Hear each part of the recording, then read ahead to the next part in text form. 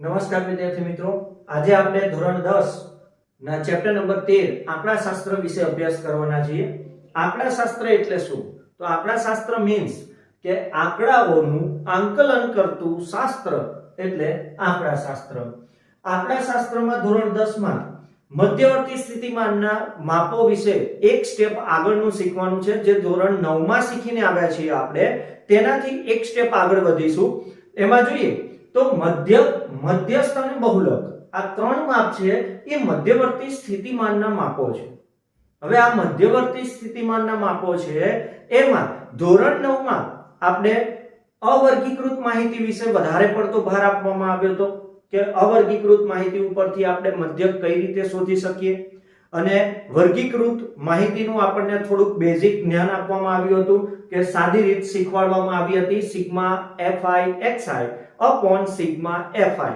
Ready? આ સૂત્રની રીતથી આપણે મધ્યક શોધતા હતા. હવે એનું એક સ્ટેપ આગળનું જોઈએ તો મધ્યવર્તી સ્થિતિમાનના આપણે ત્રણ માપ છે એ આપણે બધા જાણીએ છીએ. પહેલું માપ છે મધ્યક, બીજું માપ છે મધ્યસ્થ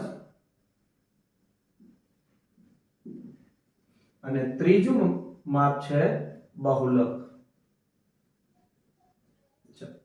હવે આ ત્રણેય માપો છે એ ધોરણ 10 માં આપણે વર્ગીકૃત માહિતી વિશે અભ્યાસ કરવાનો છે. તો વર્ગીકૃત માહિતીમાં પહેલા આપણે જોઈએ કે મધ્યક કઈ રીતે કેટલી રીતે શોધી શકાય છે. તો વર્ગીકૃત માહિતીમાં મધ્યક આપણે ધોરણ 10 માં ત્રણ રીતથી શીખવાનો છે. એમાં પહેલું છે સાદી રીત અથવા સીધી રીત. મધ્યકને આપણે x બાર તરીકે દર્શાવીએ છીએ. એની સંજ્ઞા કઈ લેવામાં આવે છે? x બાર. હવે મધ્યકનો આપણે જોઈએ તો પહેલી રીત જે સીધી રીત છે એ આપણે ધોરણ 9 માં શીખીને આવ્યા છીએ. તો sigma fi xi upon sigma fi upon sigma fi, જ્યાં fi એટલે આવૃત્તિ અને xi મીન્સ મધ્ય કિંમત. આ બંને કોલમોનો ગુણાકાર કરી તેના સરવાળાને આવૃત્તિઓના સરવાળા વડે ભાગવામાં આવે તો આપણને તે આવૃત્તિ વિતરણનો મધ્યક મળે છે. ત્યાર પછીની એની બીજી રીત જોઈએ, ધારેલ મધ્યકની રીત. તો x બાર બરાબર a plus sigma fi xi upon sigma fi di upon fi sigma fi. હવે અહીંયા વર્ગ લંબાઈને ધ્યાનમાં લેવામાં આવતી નથી, તો આપણે એની સંજ્ઞાઓ લખી લઈએ. જ્યાં a બરાબર ધારેલ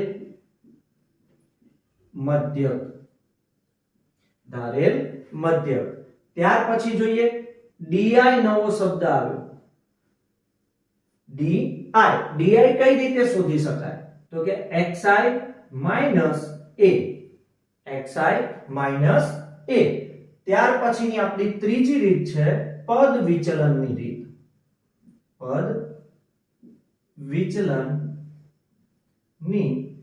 રીત. x બાર બરાબર a plus sigma fi ui upon sigma fi ગુણ્યા h. આ રીતને આપણે પદ વિચલનની જગ્યાએ ui ની રીત બોલવી હોય તો પણ બોલી શકાય છે. સમજવા માટે આપણે ui ની રીત કહી શકીએ છીએ, પરંતુ તેનું સાચું નામ શું છે? પદ વિચલનની રીત. હવે અહીંયા આપણને નવો એક સંજ્ઞા મળી ui. પદનું વિચલન થાય છે અહીંયા, તો એના માટે કયું સૂત્ર વાપરવું, એને કઈ રીતે ui ના કોલમને કઈ રીતે શોધવું એ જોઈ લઈએ.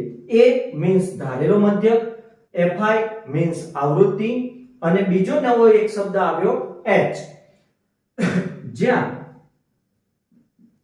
ui બરાબર ui મીન્સ શું થશે સૂત્ર એનું તો કે xi minus a upon h અને h બરાબર વર્ગ લંબાઈ આપેલ વર્ગની વર્ગ લંબાઈ તો આપણને અહીંયા વર્ગ લંબાઈ શબ્દ નવો મળ્યો તો વર્ગ લંબાઈ એટલે શું તો કે આપેલ વર્ગની ઉર્ધ્વ સીમામાંથી અધર સીમા બાદ કરતા આપણને જે અંક મળશે તેને આપણે વર્ગ લંબાઈ કહીશું તો આપણે ધોરણ 10 માં આ ત્રણ સૂત્રનો અભ્યાસ કરવાનો છે અને એનાથી થોડુંક એક વધારે સંચય આવૃત્તિ અને સંચય આવૃત્તિ વિતરણ વિશે પણ આપણે ચર્ચા કરવાની છે તો આપણે નેક્સ્ટ વિડિયોમાં આ સૂત્રોનો ઉપયોગ કઈ રીતે કરીશું તેના વિશે જોશું જે વિદ્યાર્થી મિત્રોને મારો આજનો આ વિડિયો ગમ્યો હોય તો તે વિદ્યાર્થી મિત્રો મારા ચેનલને લાઈક શેર અને સબસ્ક્રાઇબ કરી લેજો